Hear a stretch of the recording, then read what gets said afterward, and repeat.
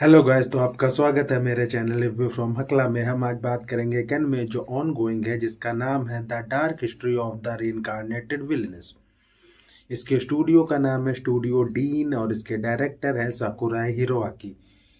इसका भी एपिसोड आया है 10, जिसका नाम है I choose the elf beauty over the normies of the human world. तो देर ना करते मैं इसकी स्टोरी पे आते हैं। इसकी स्टोरी चालू होती है कि हमारी विलनेस को एक नाइट में रोज आ रहा है, जिसमें उसे एहसास हो रहा है कि कहानी चेंज करने के बावजूद कुछ भी चेंज नहीं हो रहा है, कहानी अपने आप को वापस दोहरा रही है।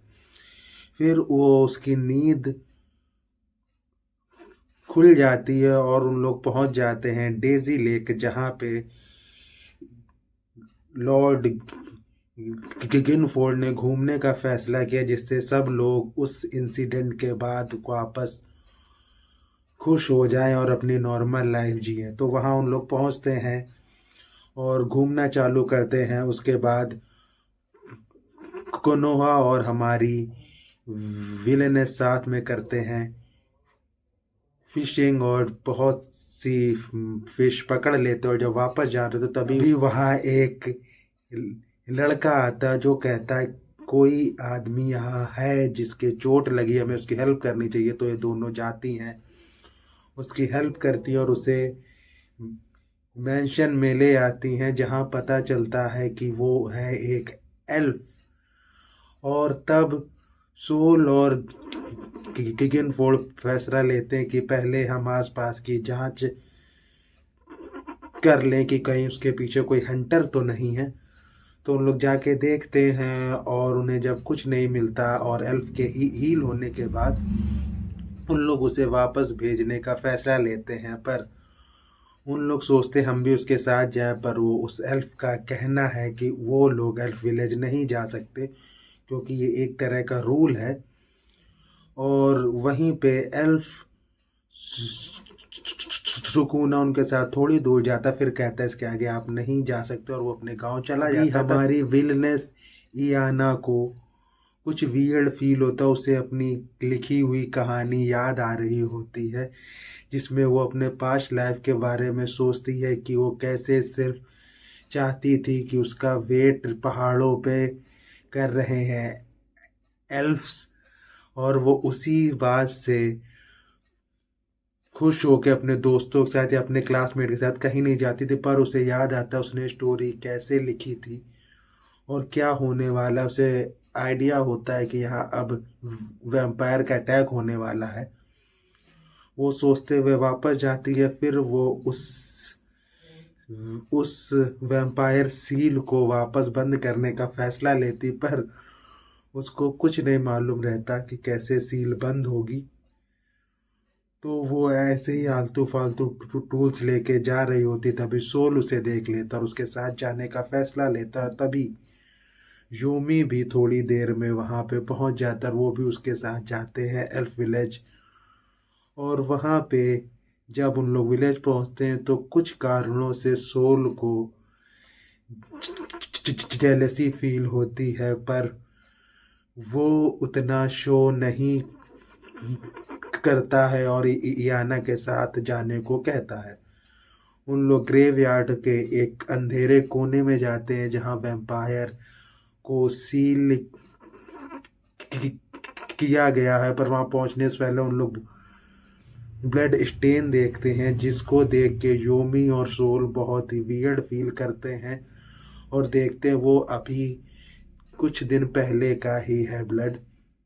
उन लोग वहाँ बातें कर रहे होते, तभी हमारी विलनेस इयाना लेती है टॉर्च और आगे जाने लगती। उसके माइंड में यही होता मुझे सील बंद करनी ही होगी, जिससे कि इंसिडेंट होए ना। वो आगे जाती और देखती है कि वो सील पहले ही खुल चुकी है और वहाँ कुछ नहीं है, और एपिसोड यहीं खत्म हो जाता है। तो देर न करते मैं इसके रिव्यू पे आते हैं। अगर मैं इसका रिव्यू करूं तो ये कहानी अब इंटरेस्टिंग होती जा रही, क्योंकि ये एक ऐसी सीरीज है जो शुरुआत से बोरिंग थी, पर धीरे धीरे कहानी में चेंज ला के स्टोरी को और भी अच्छा और नए नए कहानियों में ड्रामा जोड़ते हुए और हीरोइन का हमारी विलनेस का कैरेक्टर और बेहतर करते हुए इस कहानी को बहुत ही इंटरेस्टिंग किया है इन्होंने। क्योंकि एपिसोड 10 ये पहले हमें फील होता है कि यहाँ कहानी कुछ चेंज हुई है, पर कैसे अब लेके जाएंगे वो आइडिया नहीं होता है। क्योंकि हीरोइन को आ रहे हैं नाइटमेयर्स, और वहाँ पे जब जब एल्फ की एंट्री थी तो आइडिया तो कुछ क्या पता एल्फ ही हरामी हो, पर एल्फ ऐसा कुछ नहीं होता है।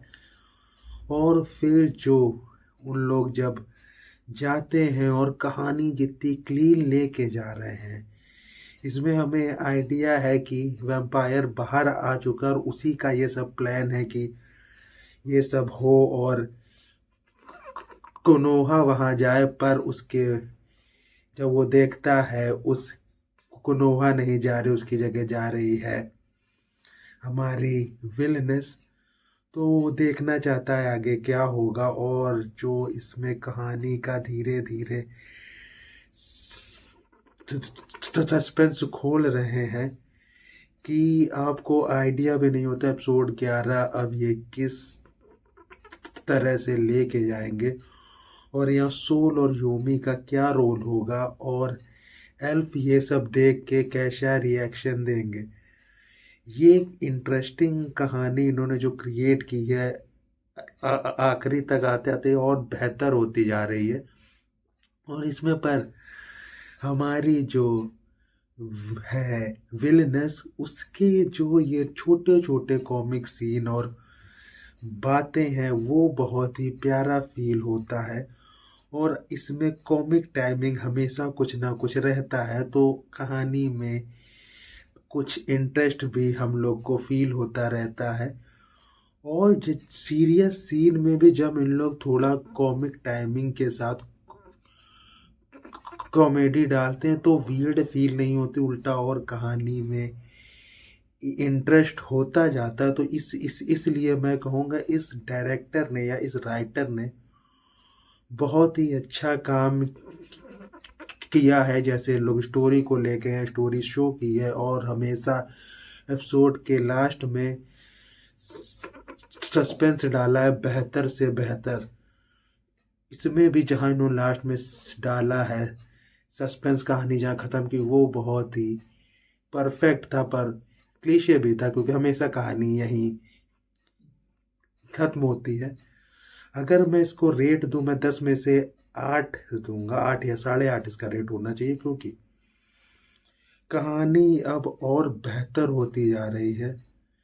पहले के इसके जो 9 एपिसोड आए थे वो भी अच्छे थे, पर अब और बेहतर होती जा रही है। और इस कहानी को अब आपका देखने का मूड होता है कि सीज़न 2 में इन लोग क्या लाएंगे। अगर सीज़न 1 लोग जहाँ भी रुके, सीज़न 2 आप जानना चाहेंगे कि हमारी विलनेस कैसे और बेहतर होगी, उसका